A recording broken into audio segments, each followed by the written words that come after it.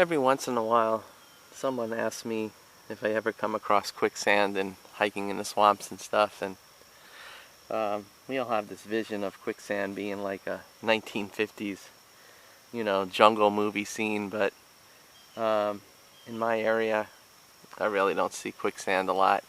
Um, the only time, and it was only because it had rained for days and days and days, me and Campfire Steve were out hiking in one preserve, and he came across this sandy area, and that's probably the closest natural quicksand that we came across. He sank in pretty quick, and the sand was really pretty much like liquid. It was weird, but it wasn't sucking us in, whole body thing. Probably just down to knee length, but and that's usually about what I see. If I see anything like that, it's usually something down to your ankle, sinking you down to your ankle or your knee. But I did have a real quicksand experience in an urban area. It was 1990, and Don Henley was having a concert. He was touring, and it was to save Walden Pond, where Henry David Thoreau wrote his classic book, Walden, and it really is the epicenter of the conservation movement in America. And some big developer wanted to clear it and put a big development with golf courses and everything all around the lake, and it was really, really horrible. So Don Henley went on a tour to raise money for the cause, and I was going to his concert in St. Pete. Today it's called, I think, the Tropicana Dome, but when it was just being finished at the time.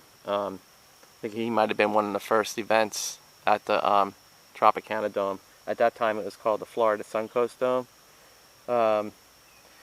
And me and my buddies were there. We're getting ready. We're all excited about the concert, so I start running. I'm trying to avoid the crowds, and I see one of these sand-filled little concrete planting area. But they hadn't planted anything in it, and it had rained for several days before this concert. So I decided I'm going to run across this planting area. And I started running, and boom, I sunk down to my waist.